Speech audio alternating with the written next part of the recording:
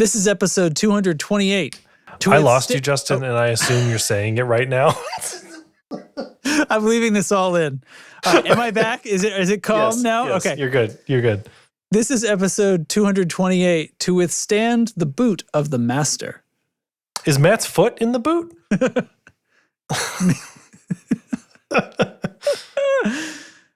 I don't know. It's the tone control, It's gone. I guess. Yeah. It's the tone control. Welcome. Don't go anywhere. Don't turn that dial. Unless it's the volume, turn that shit off. Yeah. Okay. Okay, bye.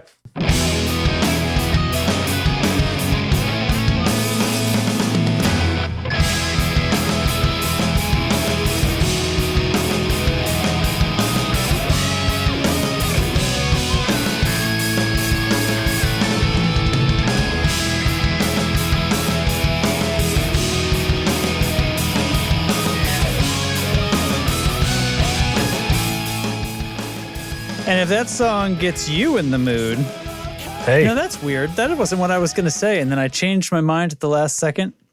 what were you going to say? I don't remember. It vanished.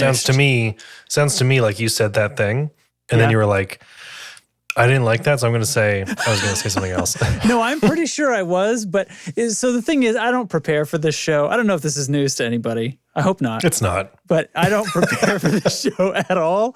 And usually I'll try to think of some way to start the show right before we do it, because otherwise who knows what will happen. And then usually I don't think of anything, and then I say the same usual shit. So, but anyway, this is it. This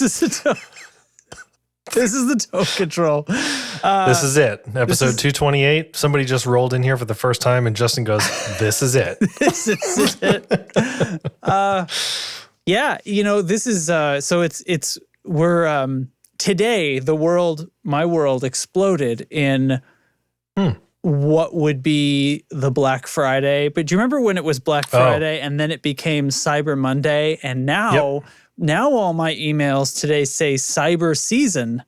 And then I like that. I kind of look back and realize that the stacks of emails that I've been deleting without even looking at have been saying Cyber Season for like a month. So now they're just allowed to, at what point does it reach back around and touch its own anus, on the other side of the year?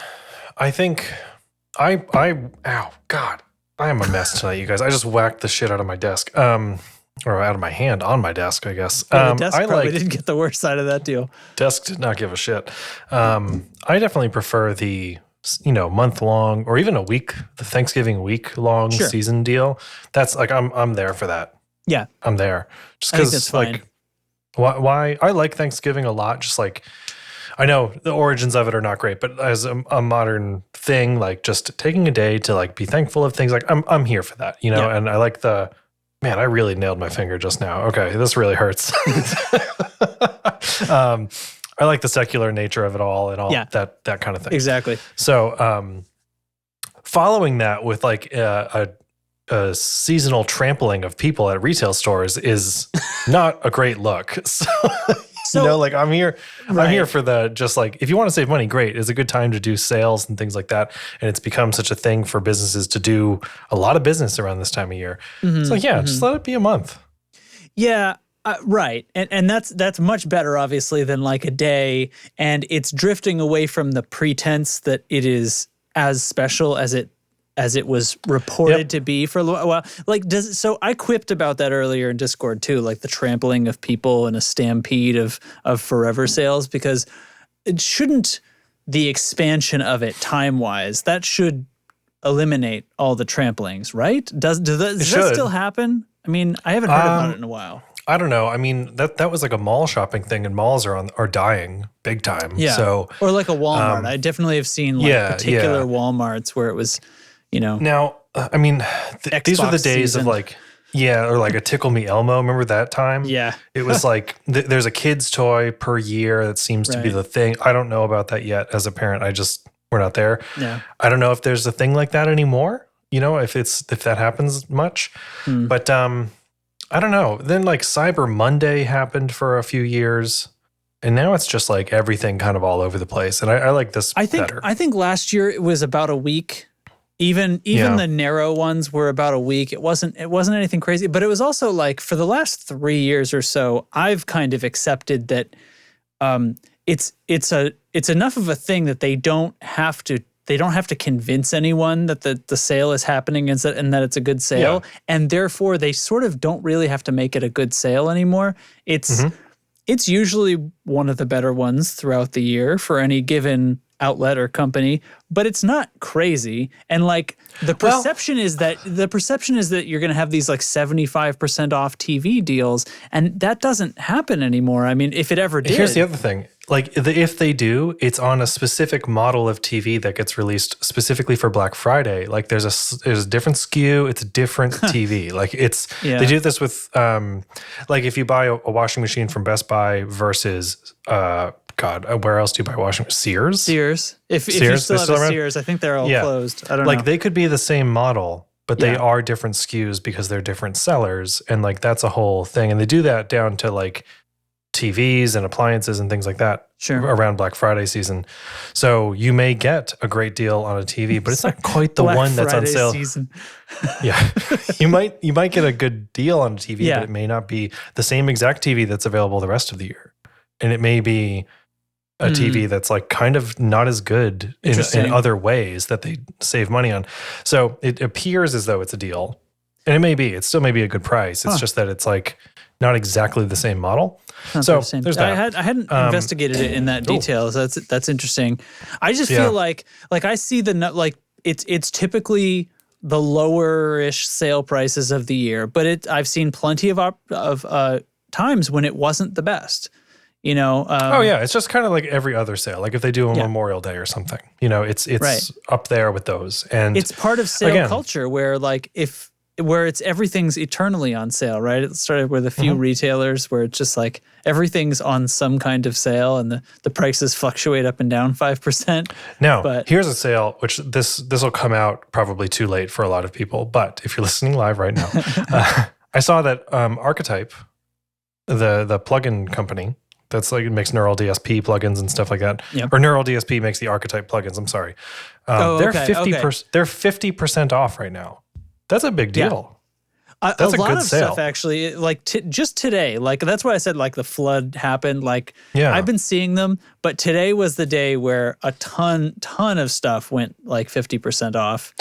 50%'s not nothing. Yeah, including a couple of things that I was. That I had noted were actually on sale before. So like, I was sort of talking shit. There's been a few things, especially software-wise, and I think it's easier for software, right? Because it's not a physical good. Friggin' Lines or Helix Native is on sale for half off. Oh, there you go. There was some stuff that went on sale. Well, there was some stuff that was already like, and I don't know how real this is, right? But it was already discounted 50% from its original price. And I wasn't paying attention. So I don't know, like, is that really the original price? Or is it one of these, it's always 50% off as like an anchoring? Like the concept of convincing somebody it's a good deal because you pretended the price was bigger before kind of thing. The company that makes this desk, the Uplift, they do that. There's always a sale. There's always never not a sale. There's always 15% to be saved. And it's like right now it's going to be Black Friday stuff, of course, then it'll be Christmas. But then very quickly after, Valentine's Day sale. Like they'll throw a sale up for anything. Right. And it'll be like, turning into like turn the clocks forward sale. So my wife she makes like calendars every year. It's like a tradition she has. She makes calendars of the customized things with all our pictures and all that stuff. And so she does that through, I think it's Shutterfly. But anyway, one of those companies. And they've always got a sale on, right? And obviously there's sales around holidays because that's when this company is very holiday focused. But there's always like a timer at the top of the website.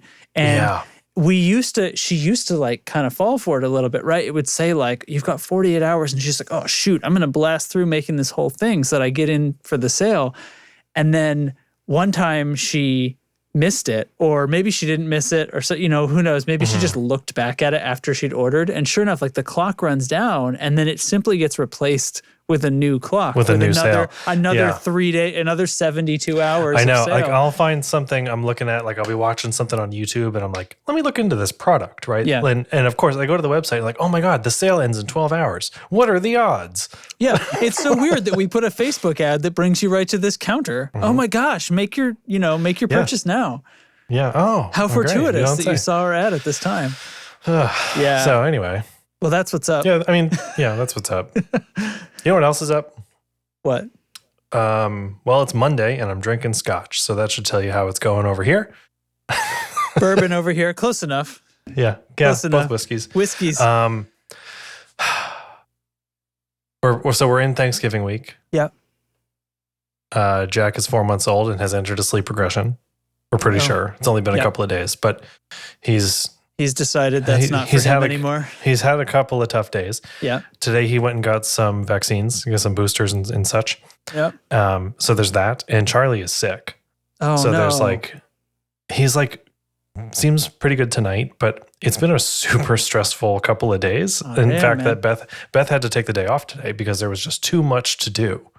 Wow. Between return trips to the vet, too many things. She had an appointment in the afternoon. Jack had his. So she was like, I'm actually just not going to go to work today because there's just too many things. And I'm running around like a crazy person. Sometimes you gotta call it. Charlie's a very well-trained dog in the housebreaking sense and will not poop in the house. And he will not. Yeah. And so when he's having an emergency, he's like, please let me outside right now. Yeah. And he just won't break that rule, but he's like in pain and stuff. So we're like constantly in and out, in and out, in and out. Oh, the poor baby needs a change, who's making coffee, like all that kind of stuff. Just like in coffee, like such a stupid thing, but you're going to get to noon and you're going to be like, fuck.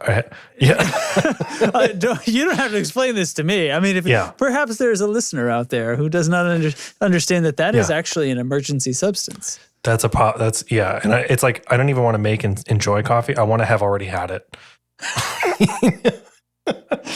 Wow. So just saying. Anyway, really it's been a really crazy. Yeah.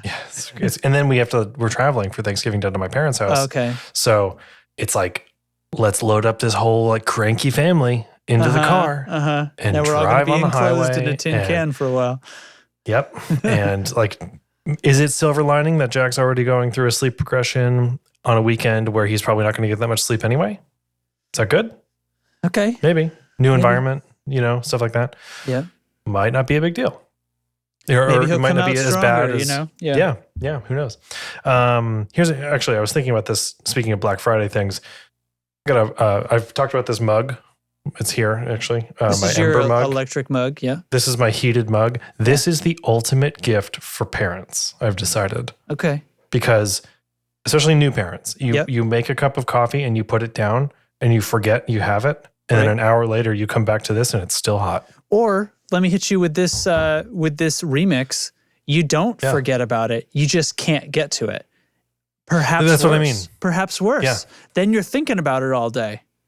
You're thinking about it for hours, and then you finally get there, and it's cold? No, it's not cold. And microwaved coffee is trash. I do not microwave. Peasants. I do not microwave coffee. I know I sound like such a snob, but I just don't. It's in gross. In the before time, would you have put it on the stove? Like, what would you do? No, I would make a new cup. Like I would just. You're like, just drop it. I'm an adult in the United States, and I don't have to put up with this.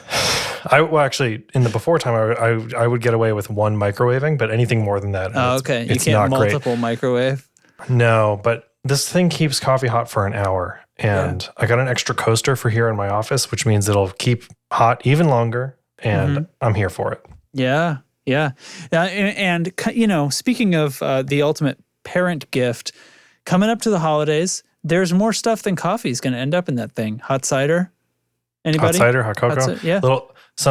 Here's a pro tip. Hot cocoa with some peppermint schnapps. Yeah. Look out. You're welcome for that. You can have that one. Hey, you can have it.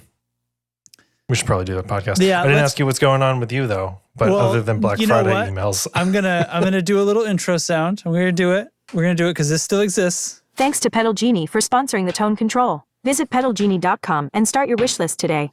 Yeah, that's right. Right. That's right. And I gotta plug in my keyboard because it's gonna Its battery is critically low. Critical batteries. What's going on with me? That's about the size of it. Well, if we're telling stories about our kids falling apart, my kid's still falling apart. She's had this cough that won't go away, and like it keeps occasionally remigrating into a new sinus infection or a new cold or a new ear infection. So she's had 2 courses of antibiotics, which were prescribed for different things and therefore had different lengths. But so here's the thing, guys. I appreciate that, but she's not that bothered. Like, it's really mild. She has no sickness feeling, but it's occasionally creeps up, and then we dose her again. So we went to ENT today, and ENT kind of agrees with me that like it's probably not any of these other weird things that your doctor starts to reach for, right? Like maybe she's developing asthma, maybe it's a wild allergy that just presents in this stupid way. He's like, you know what? It probably is.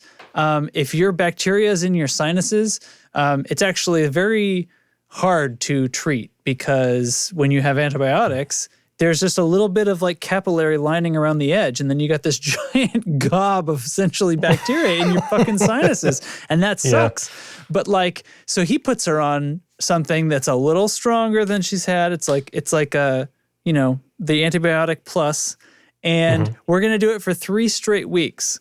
We're going to toast that stuff, and then we'll see what's up. Then we'll see what's what. So, but I mean, she feels fine. She's happy as can be. She's not slowing down for anything. But I was at the doctor. We scheduled this in. We fit one in like 30 minutes after they started taking appointments, right? We're in there. We're going to be the 8:30, and they didn't see us till like an hour after that. Like 7 families come in and get taken in the waiting room while we're standing there. We're like, what the fuck is going on? My kid needs to go back to school and we need to go to work. So what was going to be like an hour in the morning turned into half a day for me, but and wife, because we were both there. But anyway, I mean, one other feeling bad. Real quick antibiotic story. One more falling apart story. So Charlie was on some antibiotics because he had this lump on his leg. Right. So cut to the chase. Turns out it was a big ass zit. Nice. He had a huge ass zit on his back leg. So an ass zit.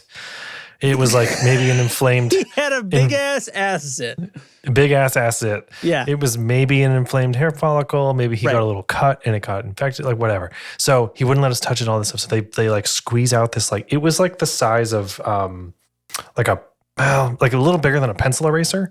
Wow. So like it was big, and he's not thrilled with that, but it left a hole in his skin, like a huge pore, right? Right. So he had to be on antibiotics so it wouldn't reinfect. So he's on that, finishes those, and then gets sick. And I'm like, well, it's because he just finished fucking antibiotics, and now he's like, he's reestablishing. He's all fucked up. Yeah. So now he's on another antibiotic for that, a probiotic and a prebiotic.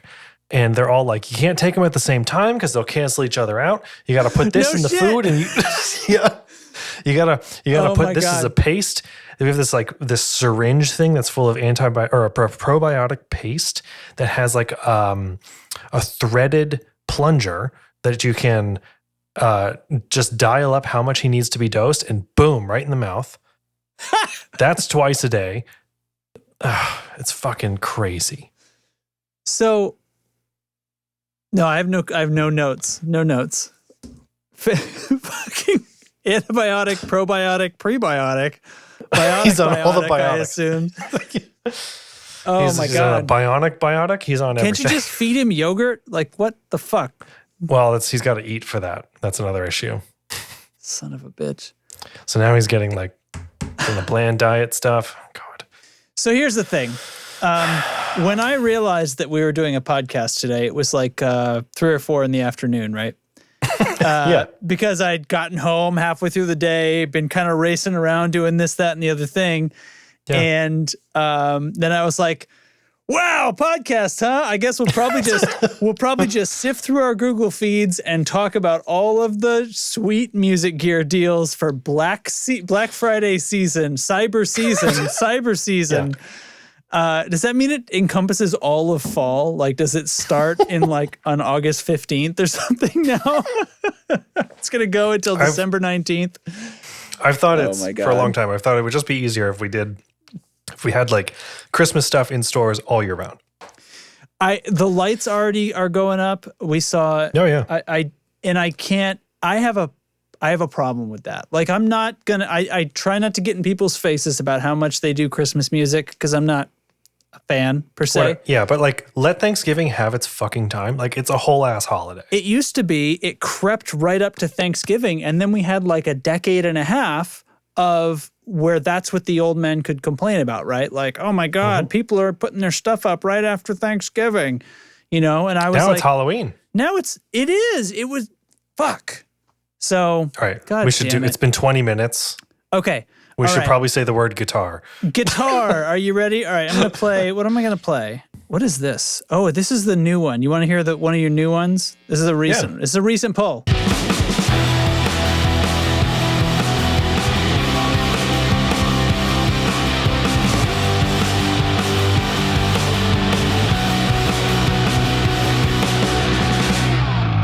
I'll be honest, I don't remember what that is.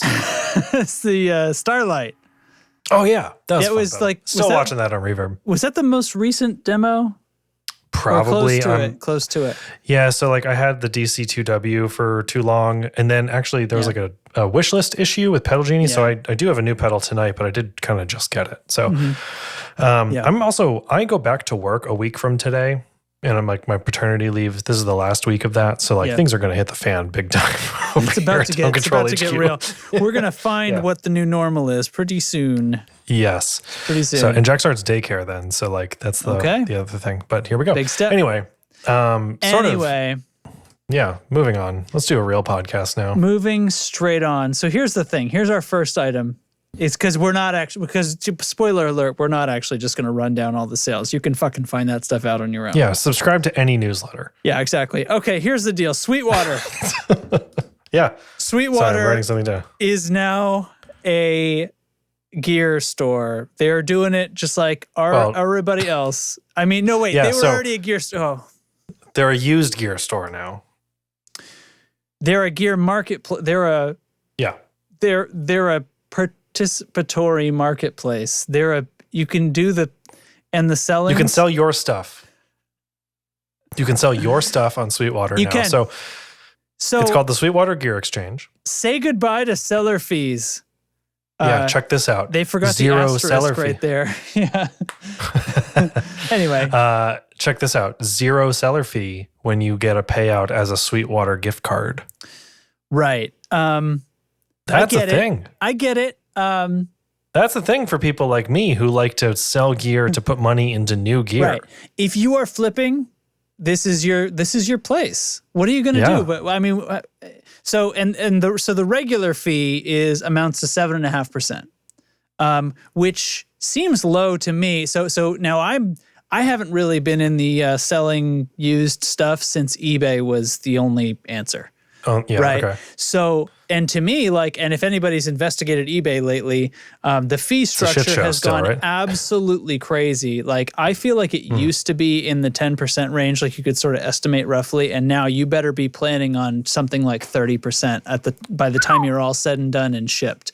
And I don't know how much this has to do with the fact that PayPal became respun off and is no longer the same company as eBay, but they're still entwined. But anyway, the fees are dumb, and it's sort of like don't go there kind of thing. I seem to have lost you. You lost me? There we go. There you are. Oh, okay. Internet hiccup. Yeah.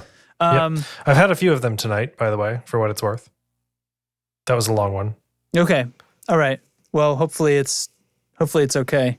I'm hardwired. I hardwire myself for these nights, so hopefully it's as good as it's going to get anyway. I'm not, but I'm on fiber Wi-Fi, so it's pretty good. It should be fine. I just because I have video coming in and out and all this stuff. I figure it would be anyway. Anyway, so here's the thing. So that's Mike. That's low, right?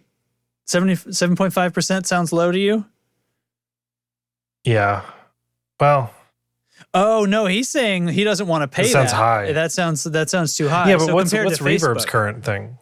I don't know. But so here's the thing though, with Facebook and Craigslist, you got to go meet a person at a place and like they can haggle you there. And like, that's a whole fucking thing out of your day. Right. You have a little bit of like a reputation because of who you are on that site on Facebook or something, but that's really where the protections end in a way. So right. So now with Sweetwater, it's basically Reverb. Like, let's just call it what it is. They're competing with Reverb 100%. The thing is, though, if you look at any of these listings here, you'll see like where it's from and stuff, but also how long somebody has been a Sweetwater customer, which I think is a really interesting way of vetting like how, not like legit they are, but how they are. I don't even know what to say about that. Well, but like, I know what I'll say about that. So the thing is, like any site like this, any marketplace like this has a reputation system. That's the whole point, but you have to develop it. So with Reverb, like I don't think I've ever even bought anything on Reverb personally. So if I went on so there, you have no feedback. I would need to I would need to create something, right? Whereas I have been a Sweetwater customer for more than a decade. Yeah. So suddenly I'm a real person with an identity on this site. So that's a head start. Yeah. I hear that. If you're looking to sell something, you're like, oh, Justin's studio is selling da-da-da. Oh, he's been a customer with them for 10 years. Like, that means that's worth something. He's not a fly-by-night. He didn't just pop up here and then he's going to disappear this identity as soon as he's done swindling me. Right. So it integrates with your Sweetwater account. Like any sales and stuff would just appear as purchases in your account, I believe. So, I mean, I don't know. I think, so when Reverb was acquired by Etsy, whenever that was, it wasn't long after that the seller fees went up. Yeah. So people have been kind of annoyed at seller fees and things like that. What is the fee on Reverb? Did you find out? I could not tell you right now. I haven't sold on Reverb in a long time. Actually, I just took something off of Reverb that I had for sale. But 5%? According to Mike? 5%. That's probably just the seller fee. So like, let me just say the seller fee on the Sweetwater Gear Marketplace thing is 5% and then a 2.5% transaction fee. So about 8% when amounts it's all to 7.5%. But so what's the difference there? Is it like that you can escape those? I mean, use Hyperwallet to send earnings to your bank account, PayPal, or Venmo. I mean, who cares? I don't know what that is, but it just must be their payment processing. Their payment system. Yeah. So, but what's the point of separating it into seller fee and transaction fee? Because usually on the transaction fee, there's a maximum. It's like 2.5% up to X dollars or something like that. Well, I don't have fine print in front of me. Yeah. So just an interesting thing. I took a look through here, and there's plenty of gear popping up for sale. People are moving to this. It's still not as robust as Sweetwater, or as Reverb. Yeah. But it like, Reverb does the cool thing where it's constantly searching for you and emailing you things that you are looking for. And I don't know if they have that set up yet. So Sweetwater's infrastructure is you have your salesperson that calls you, right? Yeah. So that's not sustainable for this. Right. Yeah. So like an impulse buy. They may have to stuff. Modernize a little bit. Just recently I had my mother-in-law who's gotten it. So she needed a little PA and a wireless microphone for the homeowners association meetings that she's gotten into. And she's starting to with her MacBook, record them and put them on YouTube. And somebody said the sound wasn't loud enough. And I was like, well, here's what you get because this will help the people in the room too. And so I got her a little Behringer powered speaker thing that has the built-in mixer, right? Because that's the way it is now. And then a little, I don't know what it is, Samsung, house brand wireless, built-in wireless 58 copy, and set her all up. So Sweetwater had the best price on it, just happened to. Of course they did. Yeah. That's not what it is. To me, I look at Amazon or something and usually so Sweetwater beat Amazon. And I was like, okay, good. But now she's got a Sweetwater guy. And her Sweetwater guy keeps calling her, and she's describing this to me like this guy calls me, and I'm like, what is it? And then he's just checking up on her, right? Because that's what they do. Yeah. And I'm like, right, you have a Sweetwater guy now, and it's like, so Barbara, this is like old-fashioned salesman stuff, you know. I feel like she should understand this kind of thing, but she was freaked out a little bit by this random guy calling her from Fort Wayne, Indiana. Anyway, that is funny. And I was like, you know, Barbara, eventually they stop calling you if you don't purchase anything if you for a while. just say like, look, I got this thing because I do homeowners association stuff, not a music, whatever. They'll get it. They'll stop calling. Yeah, they're just being nice, you know. And I will doing say, their job. I will say this because it sounds like I'm digging on them. But most of the time I was, I mean, I don't answer their calls because I don't need it. But there was one time where I got something and you know what? It didn't work out.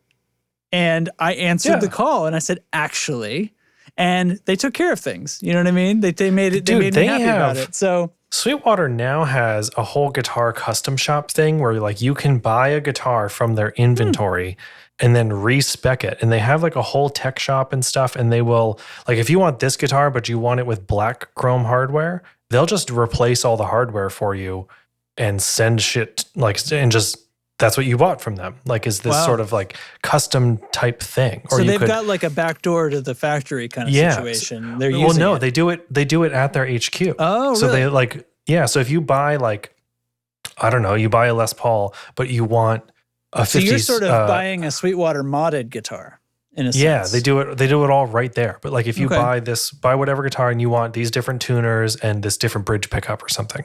Yeah. Or and you want new knobs. They'll do all of that before they ship it to you. Wow. That's How great. cool is that? That is great. That's pretty fucking sweet. Is this coming around? Because like Sweetwater, in my mind, is a little bit old guard, and a little bit, but they're also like too big to fall. Are we coming back around though? Like, it's because Amazon after a while, Amazon was beating everybody on price, and it was sort of like the only thing that mattered at the end of the day to most people. But then Amazon becomes a marketplace. And it goes completely crazy. There's no such thing as reputation. Foreign companies can prop themselves up, put a product up, pay for a few reviews, and sell 10,000 of them. They're all garbage, and 50% of them break. And they just close their company and open up under a different name and do the same thing again. And it happens constantly. And I guess they're sort of cracking down on it. But like now it's totally the other way around. So now, you need something a little bit more robust like this, I guess. A little more, it's like not regulated, but like something that's just a little more reliable and the real thing. I don't know. Yeah. So Matt's saying that Musician's Friend has reps too. Yes, they do. Also, Musician's Friend and Guitar Center are the same company. Yeah. And so you can also buy used from Musician's Friend, which comes from a Guitar Center store inventory. Right. And they will move them around to different stores. Yep, they will. I know that. I bought some of my podcast gear actually from Musician's Friend because they had the best deal. Some of it came from a Guitar Center in Massachusetts. Some of it came from the Musician's Friend warehouse. Like it just kind of all got packed together. Yeah. So Mike's saying like it has a cost. Yeah. I mean, they're paying staff, but I think he's saying it has a cost about the guitar mods and stuff. Like, yeah, there's a cost. But of course. For like the Sweetwater bench, you're not just going to get free pickups and free install and stuff like that. But the point is, you have like you could get your guitar the way you want it right out of the box. You don't have to like then source all your own parts and like bring it to a guy who, whatever. Yeah. It's a convenience thing. It seems cool to me. I like cool it. to me. Want to do Pedal Genie? Yeah. Shit. Damn. Fuck. Let's do it. All right, what's our thing? What's our thing tonight? Oh, fail gifts. Fail gifts. So last time didn't we do sports fails or something? Yeah, we did sports bloopers. Okay, so now we're just opening it up. Just straight up, yeah. Okay. Yeah, the big category of fails. The big category of fails. Okay, everybody, here we go. Get them ready.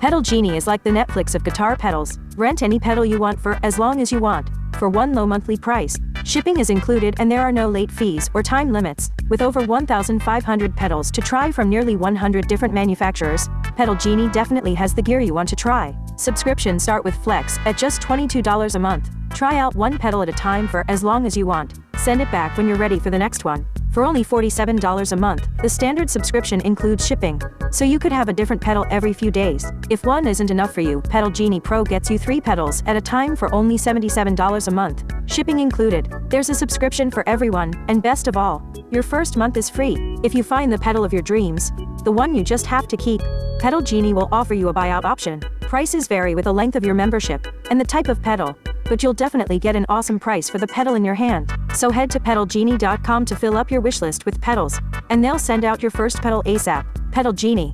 All your pedal wishes granted. Oh my God. Horrible. Oh my God. Horrible. A lot of overlap. I mean, not that they were all sports, but a lot of overlap with sports fails there. I like that. I gotta see this last one. That's a good one. Oh, bad kip. Bad kip. Oh my God, he's stuck. That's outstanding. Do you think it was like... It looks a little fake, but I love it. Like, I don't want it to be. No, he's like in the snow. I think that's legit. I know, but like the flip, that's when it starts to look a little suspicious. I don't know. Maybe it's just the quality of the GIF itself, but that's good. Yeah, I don't know. Maybe they made it look great. They made it look great. All right. Like, why won't my guitar play? It's because my friggin' headphone cord is muting all the strings. So Derek's got a pedal this week, and I'm gonna tell you right up front that I've got kind of a hot take on this pedal. Oh, you do?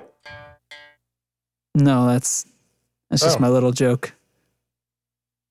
Damn, I was like really into that for a second. It's because it's called the hot cake. It's the hot cake. I don't think you can really find this unless used, and it's made in New Zealand. Here it is used.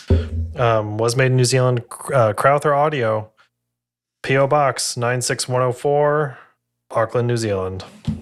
Wow. There you go. All right, so this looks like looks like it's dirty dirt.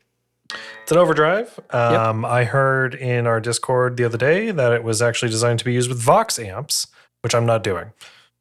So fuck you. So fuck you, New Zealand. Actually, what am I using? This is the normal channel of a Vibrolux. All right. I'm running my HX Stomp tonight, which I have not updated to the new cab software. So you're hearing an IR. Wait, so we talked like crazy about the new... Oh, it's because you have more than one Helix. That's what it is. I do. Oh, sorry. I was like, this is... What were we even talking about last episode? No, I updated the big Helix. I just haven't done the HX Stomp yet because... Gotcha. Sick dog. Yeah. Annoying kid. Anyway, I'm using an IR though, so like it would have been. So this is a Vibrolux through. You don't know what annoying is yet. Are you diving into just you wait culture right now? No. You know what? I think I a little bit agree with you. The annoyances of later on do not match or exceed the annoyances of having to clean up the poop of and deal with the sleep of. There's that. Also, your kid can talk to you. And like you can understand what they need and want. That is exactly what people cite when they mention the annoyance of having an older kid. I know. And if they couldn't talk to me, there would be a lot less annoying things they could do. No, but when it comes right down to it, I agree. Like what I don't miss is some of that early stuff, and I try to keep that in mind because there are times when I'm like, oh my God, this is so annoying. But it's like... Yes, and like, of course, a 7-year-old can't understand the nuances and stuff. And like toddler, like we were with our toddler niece over the weekend, and like that's really tough age because they cannot fathom what they are feeling.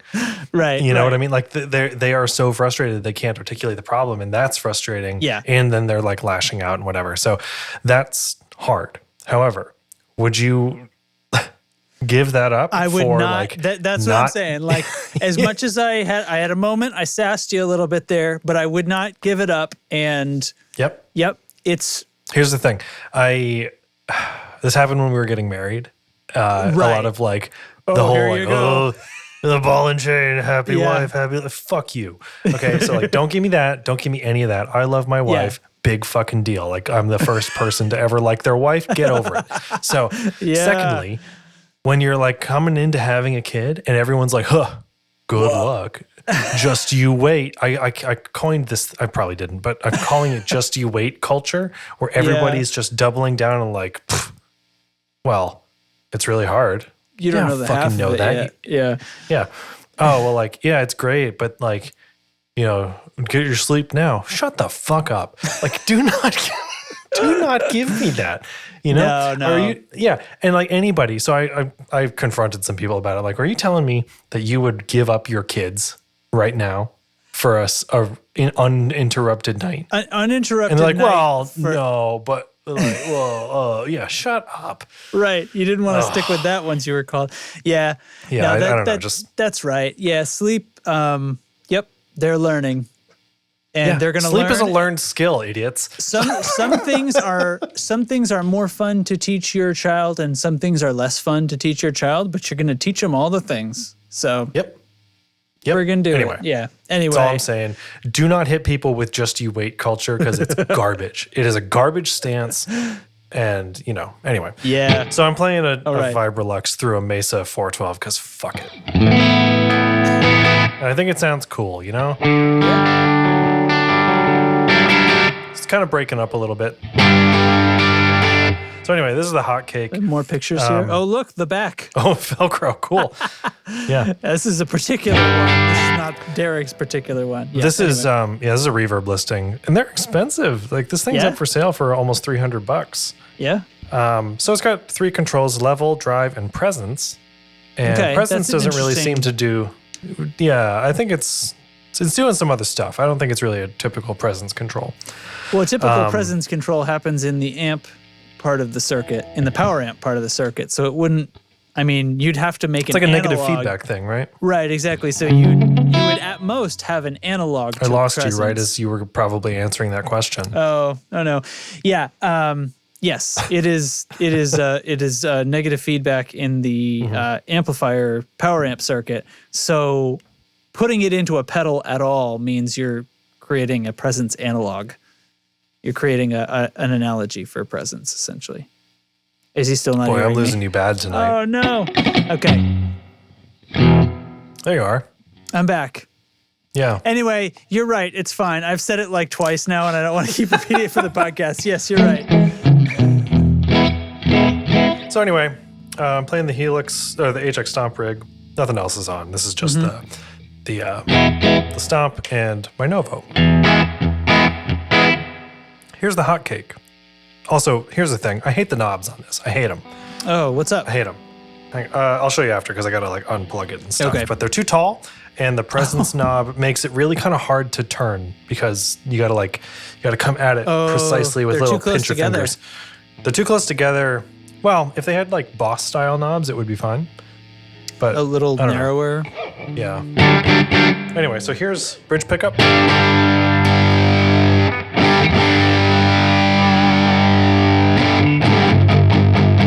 It's a big boy. It is a big, fat bottom bigness.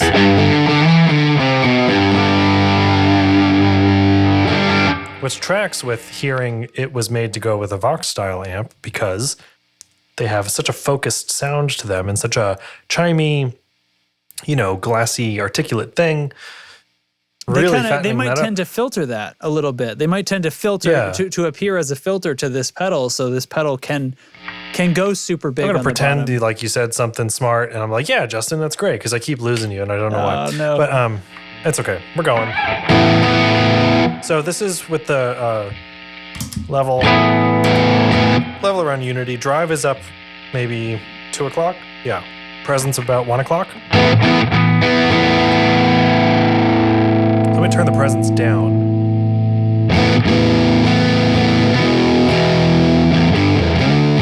It's like scooped. Turn the presence up.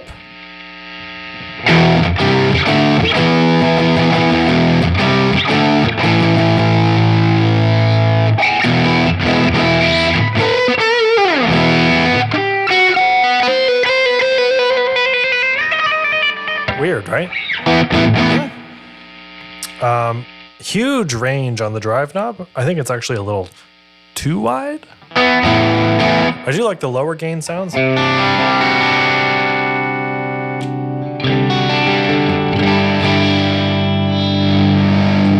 it way up. Like it'll get a little fuzzy.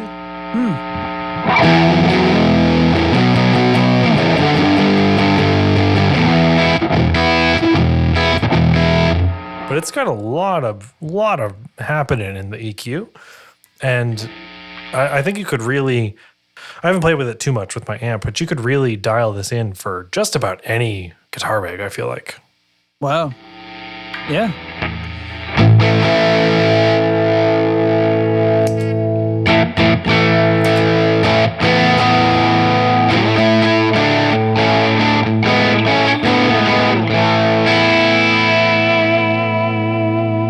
I don't know much about it. I don't know if it's based on anything. I don't know if it's a... That's kind of refreshing, actually. Yeah. I do know it's one of those... It is, yes, I agree. I know it's one of those pedals that's like kind of coveted and kind of like people are really into them, and they're a little hard to find and they're expensive when you find them. But it doesn't sound like anything else I have here in the house. So that the presence circuit that they've made there, I mean, that is definitely tone shaping in more complicated way. I mean, they're using the presence word, which has a different meaning already in amps, but in here it's clearly not the same thing. It's not trying to be a presence knob from your amp. But you could see where that's sort of an appropriate name for it, right? Depending on how the mix is, you might scoop it, you might fill out the mids a little more, but it doesn't feel like it's just scooping it. Like there's some other stuff in there. So let me pull it back down again. There's still tons of lows though. It's not like it's not just scooping, like you're saying. It's also like, is it pushing up the lows?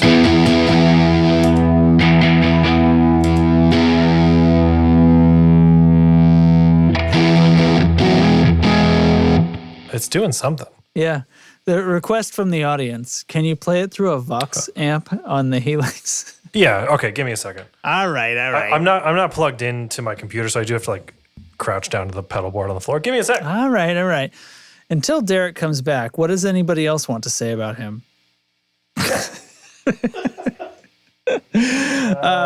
No, this is pretty neat. And I kind of like, even if it is sort of, I shouldn't even say it this way. Even if this was like based on something or whatever, it's sort of neat to not know. Like, let's just assume it's not. But like, it's like, let's not talk about it like this is another Tube Screamer. It's another Tube Screamer, or it's a clone. But it's got this flavor on it, Yeah, it's just like, I mean, it's just a cool pedal. And look, the tone shaping is kind of unique. Bam. Kind of different. The only thing it reminds me of is the Nobles Mini, which has a ton of lows as well, but only in that sense that it's like, wow, this is adding a lot of bass. That's cool. Yeah. Nothing else I have sounds like that. So anyway, here's a Vox. Still through the same cab, through that IR. Okay. But this is just the default setting on the Vox, on the, the Essex A30.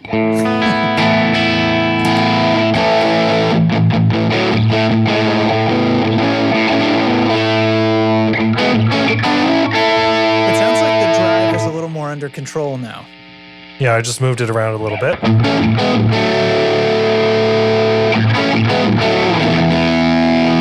There's still those lows though. It like caves in a little bit.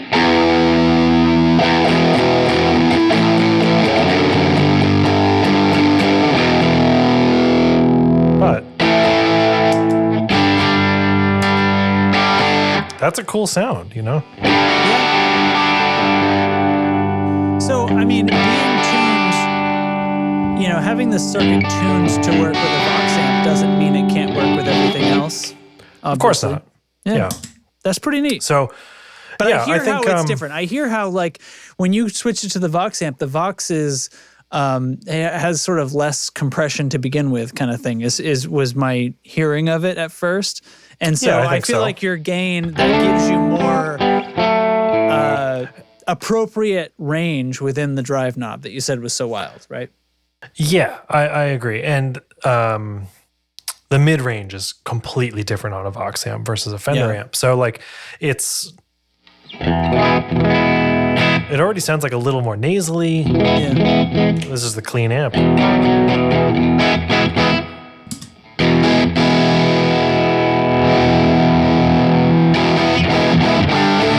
But it'll also like really scream if you want it to, There's a lot of, I haven't brought the level up past noon, and you could just dial this into whatever your gear is at the time. Right on. It's the hotcake. Hotcakes. I like it. I think there's a Mark II of this that has some other toggle switches and stuff. This one doesn't have that, but there's a couple versions out there. Pretty rad. Pretty rad. Sounds like it would really nail 80s power rock. I agree. What wouldn't it nail? It's just a dirt box, It's just you need a dirty box. Got it in a box for you. Here's a box of dirt. Oh, that's dumb. Pedal Genie, thanks. Thanks. Do you have a pedal? Way to go. I don't know if you said this. No, or not, I don't have one yet. Okay. I'll get it figured out. Promise. You're fine. You're fine. All right. So we got a couple more. We're already up to like we're going long. We got a couple things. We got a couple more things to hit. And I'm going to go ahead and play a sound for one of them so we can what am I going to do? A quick one. I don't know.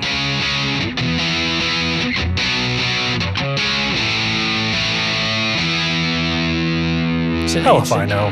It's the fucking dirty little secret. All right. Check this out.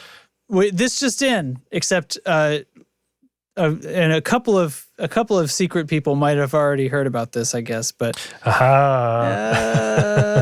technically this has already been on the show, but that content hasn't been released to the public yet. It's in the after show. After show. So, but apparently it's going official now. So when is this supposed to hit? This product from our pals at Coppersound comes out on December 1st. Okay, from December 1st. And when is this early, or did he just decide to release this press release on Monday for our sake? So he asked me today, like, when are you publishing next? And I was like, tonight. Or when are you recording next? Recording tonight. next. Okay. Yeah. So we're assuming that this is supposed to be public by Monday when this episode will come out. I told him like it'll publish a week from today, and he's like, yeah, we'll have it out by then. Okay. But the Telegraph V2 is out. V2 is here. December 1st. So we got to see a little sneak of these because he had them. So for those of you who did watch Alex's episode, on the video version, you would have seen that there was something sitting next to him on the table under a towel for the entire time we were recording. Well, in the after show, he decided to reveal to us what it was, and it was a stack of these in various colors. So it's episode 225. Yep. For those who want to go listen. V2 on the Telegraph improves it in every way. So they're taking I'm just going to go from memory here. They're taking the more robust mechanics that they developed for the triple graph to withstand the boot of the master there, and installed it into the Telegraph. So now it's much stronger, more robust. And then we've got a bunch of other features, including like some automated stuff. All the features. CV control, expression control. It can be clicked into these modes where it'll sort of like auto flicker for you. And I kind of want to back up. Displays that. Okay, you got it. Okay, so the Telegraph originally, the V1, was this like, I'm sure you've seen it. It looks like a Telegraph operator switch, pedal. And it was a kill switch. Yeah. And there was like some other version of it for a little while where you could reverse the polarity, so it was killed unless you pushed the button and stuff like that. So it's kind of like a manual tremolo. Very cool idea. Yeah. So now they've, like Justin said, redone the housing, redone all the tooling for like the parts for this thing to mechanically work better and be unbreakable, basically. Mm-hmm. Added a ton of features, including. So here they are. I found. Yeah. Look at this. So we've switches got on the side. toggleable switches between active kill or kill active. Okay. right? We've got CV or expression, and it's on a switch so that the input can be whatever you're feeding it. And then on the top there's like a burst mode. So you select between kill or burst or activate, right, with this toggle. So activate means when you push it down, your signal is active. When you release it, you're muted. So sort of the opposite mode. Correct. And then we have burst mode where when you hold it down, you've got an automated stutter that's happening. Like a tremolo. Yeah, it's an Right. on-off and that's tremolo. controlled by the speed is over here on the left, and the knob is an LED, which is displaying to you the speed of your kill. It looks like a trim pot, but it kind of just looks like the shaft of a pot, right? Yeah, it looks exactly. Like It looks there's no like you didn't knob put a cap on it. Yeah. Yeah. And it's translucent and there's a light behind it and it will flash with the rate. And you can just dial that rate in because it's a pot, or use the expression thing and all that stuff. So like this is everything Telegraph V1 wanted to be. You know, like it's clearly the grown up version of this like cool. Like I never got a Telegraph V1, but it seemed like a cool desk thing. Like they were really affordable. It's got a great look, you know, and it's fun. Like you can manually push the thing with your hand and you can like put it on a pedal board and stuff. This is specifically pedal board engineered. You can stomp on it. It's going to last. It's the same assembly as the triple graph, like Justin said. Same image there. Here we go. Yep. So it's got some other stuff in it where if it loses power, it will default to just a regular kill switch. Oh, because it has passive abilities, right? Because the original Telegraph would have been entirely passive. It's entirely passive, right? Yeah. Yeah, except for the ones that had the switch on them, the polarity switch. I think that would require power. But it's still passive. It's just that the polarity switch decides which way. So it fails safe. It's not going to stop working on you. It's going to just become. It's an escalator that has become stairs. Yes. So it goes from the rate on that burst mode goes from 110 BPM to astonishingly fast. I'm curious if it would even represent as it becomes a frequency that's perceivable in the audio path. Yeah, it's like it becomes a ring modulator. Yeah. There you can set that to latching. You can set it to momentary with internal switches. Oh, that's right. Yeah. That's weird too. So you can have like tap to unmute, tap to mute, and just move on with your life. Is that maybe only for burst mode? I don't know. I don't know. that may just be burst mode. It would be sort of dull for it to become just a regular mute switch, right? I think so, yeah. Let's see. You can, like you said, CV, so you can match tempos with that over what is that, control velocity? Is that what that means? So CV is I think what's typically used for like synthesizer modular synth stuff. So that's an appropriate signal for that kind of thing. Whereas expression, so it can be used with just a regular, essentially resistance-based expression pedal instead. It also, I think didn't we see this, the smart bypass system? Is that also in the new Strategy V2? Where it's like if you... That's the fail-safe, right? It's that, and like in the Strategy, if you hold it down for more than 300 milliseconds or something like that, it becomes a momentary switch. Oh, I remember him saying something about that. Yeah. It's coming to my mind. I suppose I could read through this thing, but it's bad video. Here's the thing. Go watch. I've said that like 1,000 times this episode, I'm realizing. You're like really in my head. Here's the thing, guys. Okay.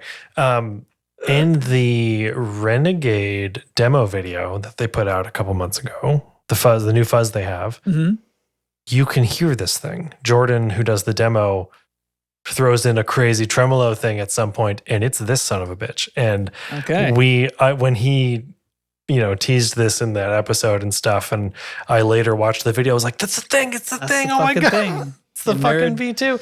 Yeah. So this is the one you want, like it's the V1 is fun and stuff, but it's like, it's far more like a novelty compared to this thing. You know what I mean? This is no one's doing this. And this is something, there's a thing I love about it is that it's not a tremolo, but it'll kind of do that. But it's not just a mute button, but it'll do that. And this is one of those things that to me feels like it has to exist first before people can think of clever ways to maybe use it. No one's thinking like, how can I just need a kill switch with all these different features in it so I can get this sound that I'm thinking of. It has to exist first. So.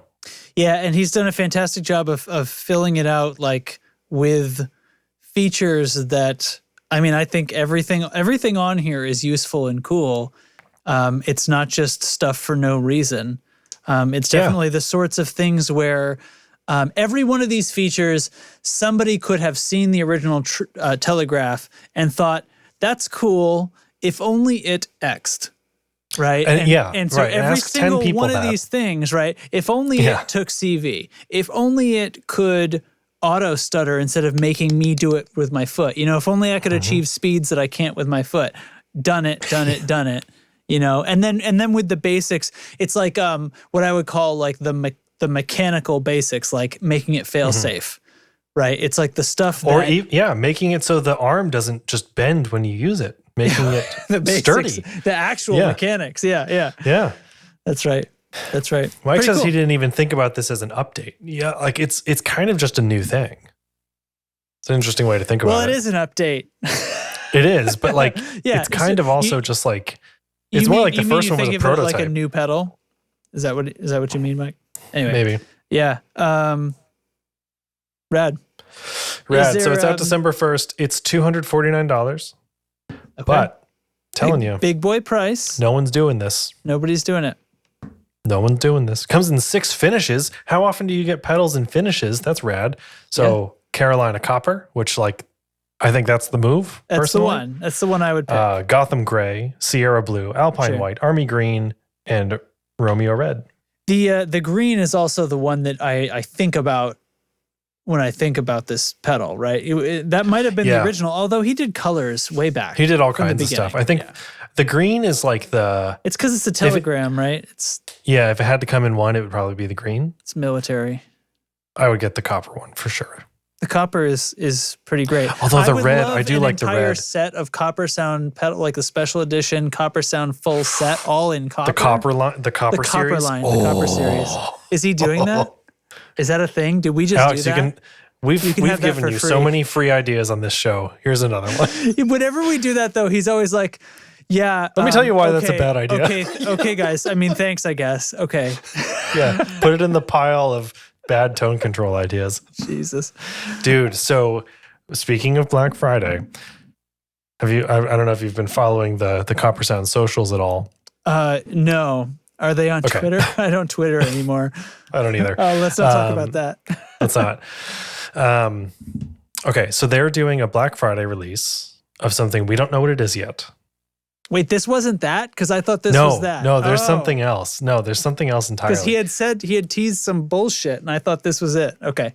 No, something else entirely, and there's only going to be 10 units available. Oh, come on. First dibs go out to newsletter subscribers a day early. Okay. Do we think they're going to last? The 24 hours for the 10 are going to outlast the 24 hours until it goes out to the public? I have a feeling they won't. Not. I mean, I don't know. Take a peek at the Coppersound Instagram. They've been teasing some photos and stuff, and thing looks cool. There's like some sparkle paint. There's some new graphics and stuff. And I was texting Alex, you have my attention. So let's see what this thing is. And he says it's something they've never done before. So a big box version of Gravity Bomb V2. It's a gravity bomb, but it's like electroharmonics where it's in a box that's mostly it's in a air. Huge box. Yeah. Let's see. I said, yeah, you have my attention. Something very different for us. It was really fun. So this makes me even more confused. And he says, good. We're very evil people. All right. Well, get on that Coppersound mailing list. Check them on Instagram or whatever the case may be, and figure out what that is. Great job. Shilling aside, like we've known the Coppersound guys for a long time. The mailing list for them is a place to be because there's all kinds of deals and stuff that go out exclusively and all kinds of new stuff that you hear about way before anybody else gets it. So just saying. All right. I'm not saying anything, but just saying. Don't sleep on that. Don't do it. Don't do it. Okay. All right. Now here's what's gonna happen. I'm gonna do another. What am I gonna do? This one.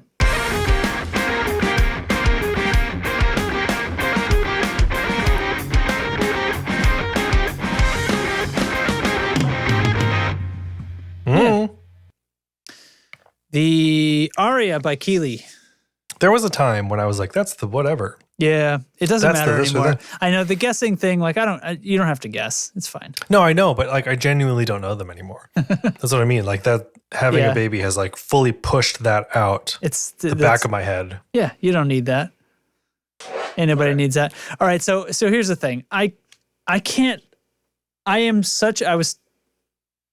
was telling Matt about this earlier before the show. Like I have become such an uninteresting person. I have nothing to thing of the week ever. Like I'm trying for like 3 days. I'm like, what can I don't buy things. Yeah. I'm not interested in random stuff. All I'm doing for music is stuff that Derek tells me about, which means it's already on here. We should just like rename the show. It's like an hour where I tell you about new gear. Derek tells his friend about some stuff. Podcast. It's official. And the friend has hot takes. So sometimes. All right. So anyway, thing of the week. What the heck is this? My thing of the week is actually some guitar gear and Kablamo. So these came out in 2018 and I just like didn't really bother to talk about it because I was like, who cares? Yeah. An updated strap lock design, whatever. And then I bought some at the recommendation of Eric in the chat, who's actually not in the chat, but in the server. In the chat usually. In the chat usually. So Schaller, like I'm a Schaller strap lock user. I got my Strat actually came with a set installed from the factory. I think isn't that what you I have? Yeah, it's like a push button in order to like slide it's a tiny it in button. and out. Yeah. So pretty good design product, right? Like everybody uses the Schaller strap lock. Yeah. It's fine, right? Like good. It can turn 360 degrees. It doesn't. Yeah. It's never at risk of falling out. Yeah. Yeah. They made it better. Like I had not thought like, oh, I love the strap lock, but if only it was blah, blah, blah. They've done it. They went ahead and made it better. And I have a new set of these S locks and they are truly great. They are awesome. And this is really what it should have always been. Okay. So the strap button and the screw are now one piece and it tightens on with an Allen key. So the Allen key, whatever. I see that. Okay. Yep. So I see it right down so here. It's not a screw and a button that you like thread the screw through the button and then into the guitar. It is one assembly. Okay. The actual lock that has the pin, the spring-loaded pin, is now like wedge-shaped. Not wedge, but it's got a little ramp on one side. So it's much easier to snap on. Okay. Instead of having to like, because it used to be just a cylinder. And so you would have to push that button. You pull it out. It's like a spring load. You pull it and then you let go and the spring inserts it. Mine pushes to slide on and push to slide off. Oh, then you have the different brand. You have the Dunlop ones, I think. Oh, okay. So this is... But it was like a 3-finger operation and now it's like a hang it on there and pull a little bit. Yeah, so now it's like you can just... I have my guitar here with them equipped. You can just like do the thing. There you go. Without touching the hardware. Mm-hmm. Thirdly, instead of just having a nut that threads around the outside of the lock, now they've designed this new thing that has a set screw in it. So it's the regular nut, but it's a little bigger. However, on a guitar, like when it's on your strap and stuff, it doesn't really look any bigger. It's because the washer is gone. So it's kind of like a nut and washer have been combined in size. So you tighten that on. They've added a hole that goes through it, which you can see in the front there. That's like small this is enough where the set screw is? No, so the front 2 holes, that's all the way through the assembly, and you can insert an Allen key in there to really torque it on tight, just to get more leverage to tighten it on. Then in the back, you see in the center. It's okay for leverage for turning it. That's the set screw right there. So this sucker is not going anywhere. And it kicks. Like I know this is one of those things that's like strap locks, who cares? Like I just have what I have and I like it fine. Yeah. This is the one you want. Like this, just trust me on this. I've done the research. I am the wire cutter for guitar straps and for strap locks. And like it doesn't have that spring ping to it. Like some of the older ones, you'd put them on and they'd have like a little silent operation. Yeah, I mean, it's not silent, but it doesn't like go ka-chunk and ping on the spring and stuff. So like, here it is. It's just a very solid connection, and I love it. I cannot stress enough that like I don't play standing up a ton anymore, but I'm just realizing like what have I done to my headphone wire and my strap? I don't know. I got to take all this off now. Like things are looped through in a weird way, but the operation is the same. Like the lock still, you pull the pin out and it sets in, and I don't know. It's just more robust. It's just a better version. Here's the Allen key as a crank situation. Set screw. Yeah. Yep. It is a better design through and through. So, is there play with the mechanism as in if you jiggle the guitar with it? I don't think so. Like, does it rattle like when you're kind of repositioning your guitar? I mean, there's some. But it's certainly you don't want it totally tight because then the strap wouldn't turn and it wouldn't end spin. Up with this. Yeah, but this is far reduced from any other Schaller strap lock I have. I have all the other ones, like the original one on my other guitars, and it down. So it looks like we've got three sizes of pin. We've got 8 colors. Yeah, including lots of variations on silver. Yeah, so like chrome, black chrome, nickel, brushed. One of them looks brushed. a little brushed. A couple of them looks like we got a champagne in both a chrome and a brushed. Yeah. So I'm just saying, like it's a very subtle thing, and strap locks are kind of sometimes the last thing you're really thinking about with this stuff, with guitar stuff. But these are awesome, and I don't know how much they are now. They're a little more expensive. You can still get the previous version. Schaller S locks. Let's see. I feel like you'd have to be a rough kind of person to have had a problem with the originals, but this doesn't mean you can't like innovate and redesign it. Oh yeah. Yeah. So they're $24. Oh, I feel like I paid more than that for my Dunlop ones.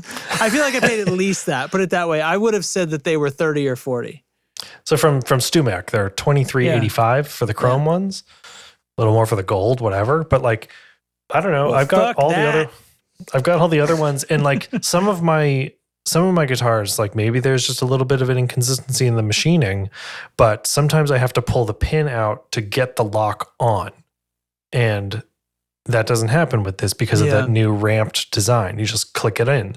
Well, I'll say this. That's really the ones not I an have, issue. which I guess are done, like it was a push situation instead of pulling, which I think it sounds like it's better, but now we're sort of achieving, we don't need that. We've transcended it here with Schaller. So. The Schaller thing also, the part that you pull, the lock part, was previously threaded on to a little pin that was held with the spring. And so if you weren't careful, sometimes that would just wiggle loose and come unthreaded and ping off. And the spring off. Goes flying. Oh, yeah. And not the spring's on the inside, so it wouldn't go flying, but the pin would. And then you couldn't get your strap off your guitar because the handle flew off. Oh, that was the pull piece. It sounds, okay. Yeah.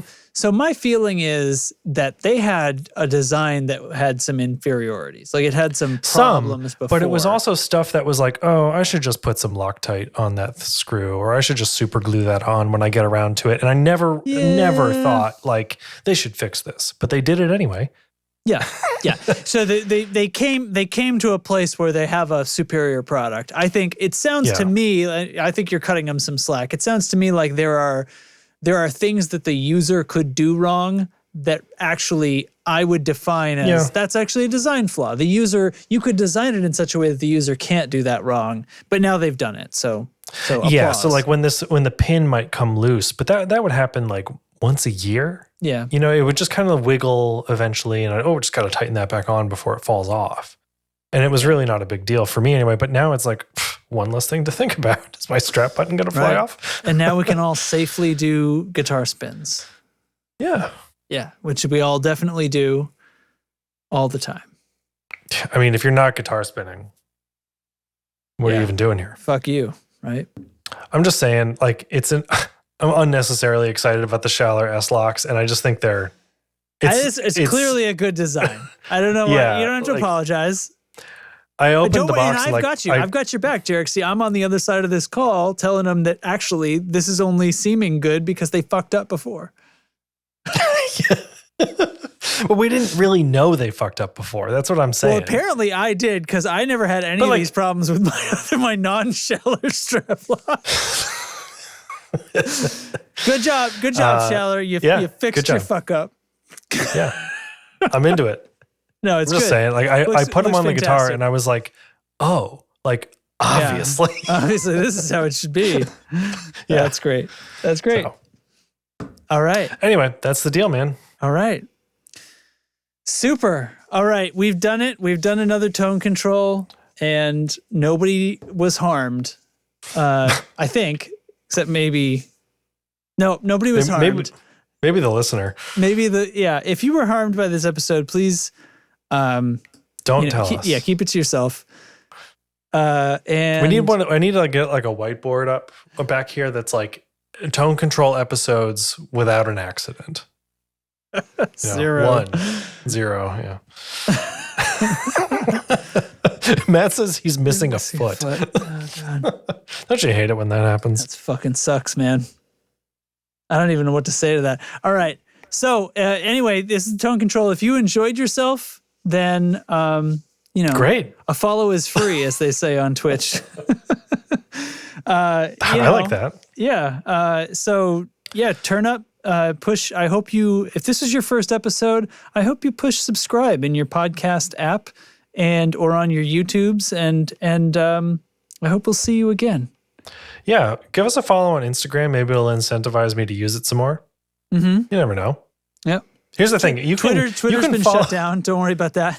Yeah, we're way off of there. Yeah. You don't have to worry about, like, if you follow us on Instagram, I'm not going to spam it. Like, you're not going to be like, these guys post too much. I'm so into it. And when you see a post from the tone control, it's going to be like, oh, they exist. That's right. I forgot. Foot. Yeah. Oh, yeah. Yeah. Cool. Please do follow. And if you want to get a little bit more involved, there's a Discord. You can chat with us about all kinds of stuff. You can trade riffs. You can trade gear.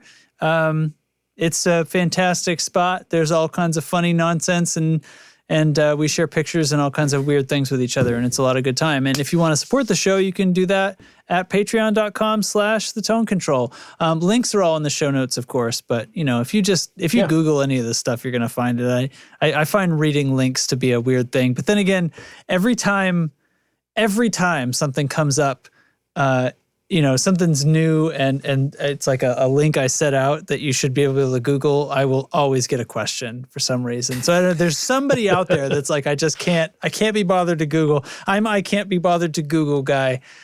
So if you're I can't be bothered to Google guy, join us on discord.io/tonecontrol or support the show at patreon.com/thetonecontrol.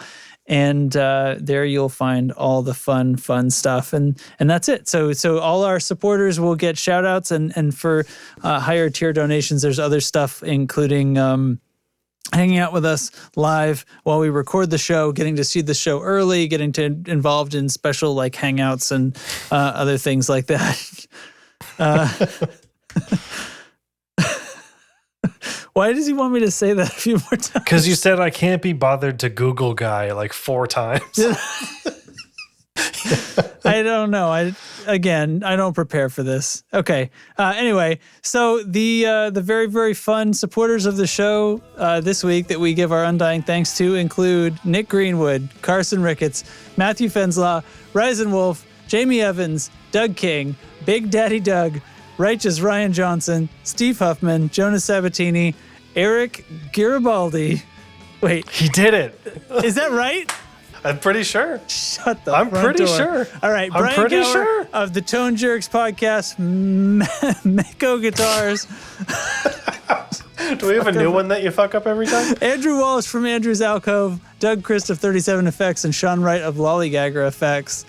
And yeah, thanks everybody. And if you want a cool name in the readout, then just come to Discord and tell me about it, and I'll do my best or my worst. Takes very little to change things around here. That's what it is.